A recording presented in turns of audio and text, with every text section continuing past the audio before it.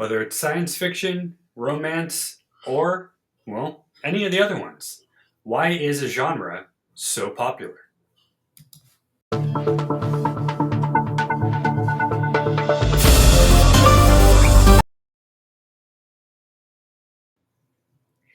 Hey everybody, my name is Rob, this is my mom Karen, and today's question, kind of a generality, and I will start off immediately by saying it's probably going to be very subjective and opinion based because popularity is just like that, I guess. Yeah. But how does a genre or genres become popular? Or, a better question, how do they continue to stay popular? Because obviously, after all these decades, genres continue to change, Mm-hmm. but they have the same basic formula depending on what it is, whether it's romance, whether it's Mm. fantasy, whatever it might be. So, if you look up online as to why it becomes popular, really, it's a very general response. The internet says it taps into your emotions, interests, and needs of the wide audience. There you go. Show's done. We can go home now. Okay, but So I say that sarcastically in a way because that is generally what most things are. When you buy a product or when you have a product, it's because it's useful for you. It's because it does something for you. It's because it helps you. It's because it does the needs that you right, need, right? right. So whether or not you're into, let's say, thriller or romance or horror or sci-fi, it's not so much which one you're into, it's why are certain ones higher than Mm-hmm. others, maybe. Mm-hmm. I know we've talked about how certain authors tend to just write, and don't write until they die, and that's just what they do. So they just have more books.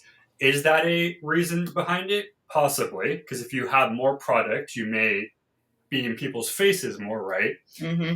But it could also be classics, people who have been long gone Mm-hmm. that continue to be revamped, or in cases of schools, at least here in California, you're always rereading, Pride and Prejudice, anything by Edgar Allan Poe, George Orwell, like Right. 1984. So books like that never go away because your classes are always re-studying them, Mm-hmm. reteaching them. So I think if for me it's something of familiarity.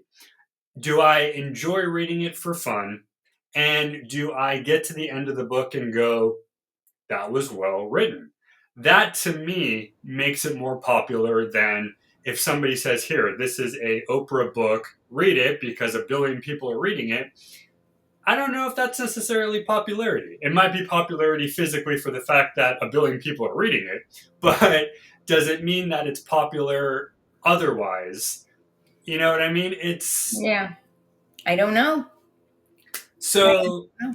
yeah. So, a few things that I found interesting when I was researching. They say that a genre thrives when it evolves while staying true to its roots. That's kind of like a backward sentence into one because Right. it's basically saying the best genre is one that always changes but never does at the same time. Evolves and stays. Okay. Exactly.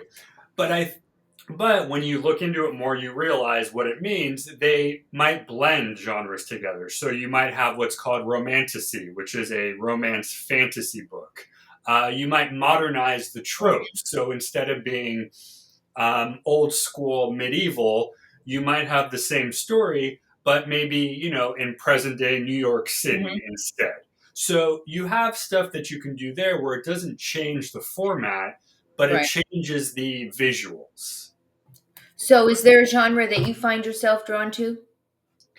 I mean, if you look behind me, you might think, yes, one. But I mean, I think it's a matter of, I don't know, maybe maturity as you go.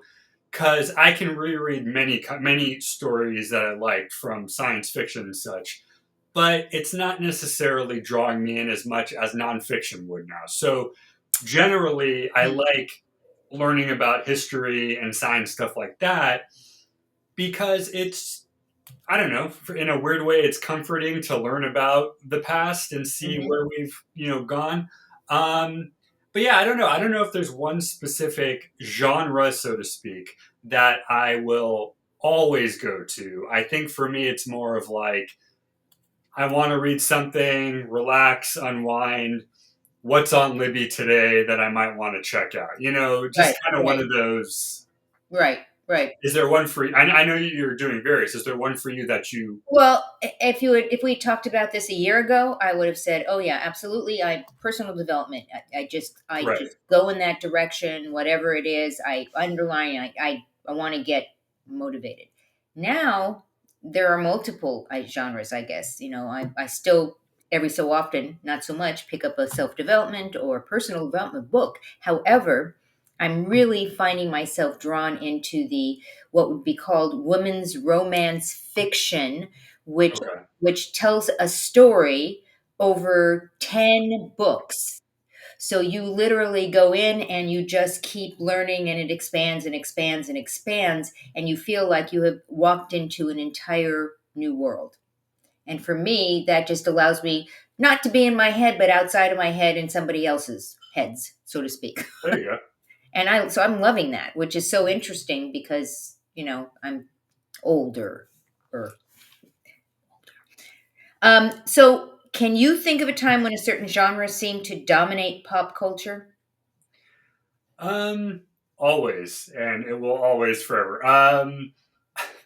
I think with that, it comes with other media and other products. So, Hmm. like toys always help stuff Hmm. grow. Um,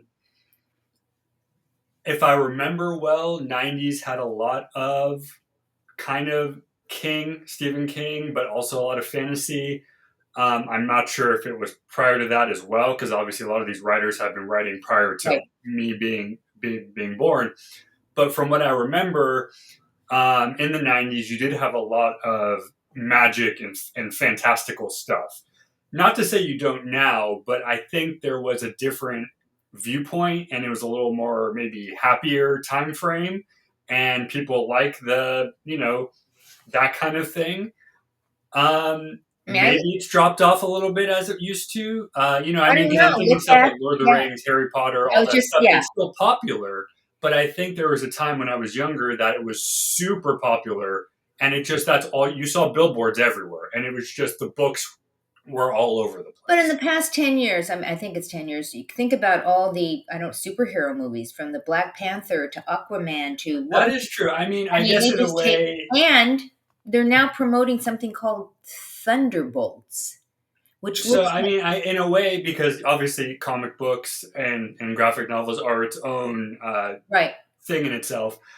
It's hard to say if that really ever stopped dominating because I kind of feel like comic books are one of those things that the minute they started being written, they've always been. But to your point of all the visual media, there is something to say that when you bring it out into something else like a movie or a TV show, you will get more people buying the other stuff. So Yeah. there is probably connection between how it does. But I'll probably stick with my fantasy thing because I feel like there was a big time back then where just everything fantasy, everybody wanted the next book, everybody wanted the next comic.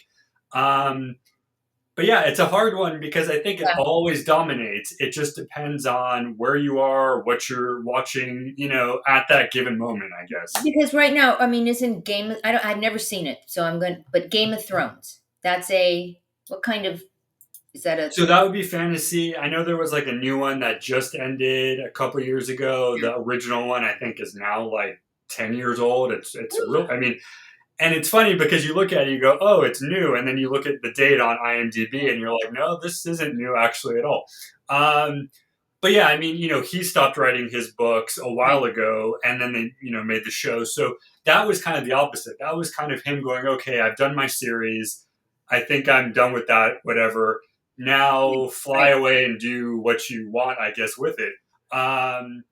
But yeah, I mean, it's fun. I was scrolling through Instagram the other day, and somebody has a account just on retro, and he was putting up Stephen King books and Goosebumps books, and I was going, Oh my gosh. this is weird because it's still you still know what this is and people still read it, but it's not it doesn't hit it hits differently because it's Oh, you're not older. You're older. new, Yeah. but it's still so when you see images and you see certain things you go, okay, I remember that, but why Well, why because why the next generation is coming in, and right. that's why it's retro. Believe it or not, Rob, you're, bordering on getting older as well. And so when you think about it, yeah, this is not I don't want to think about that. But everything old is new again. Everything old is new again. so I think with the genre, I think it's the same thing. I think genres will continue to evolve as the time continues to go on. So Absolutely. And you can check out all sorts of genres at the Next Chapter Bookstore.shop. As Rob said in a prior show, it's being prettified. Prettified, is that what you said? Yes, prettified. It's what it means. It's going to even be more beautiful than it was before. All sorts of genres, all sorts of categories, and of course, it is a gently used bookstore, which we say every single week because I think it's important to know that it's part of the experience. You're not just going to any old bookstore; you are going to the Next Chapter Bookstore, where things and books and experiences are being relived, and I just think it's awesome. There's comic books there too, right, Rob? comic books, graphic novels. Yep. Awesome. Well, we want to thank everyone for spending time with us because, as we say, you have a choice and you chose to be here with us. Go out, give someone an awesome day. Goodbye, everyone.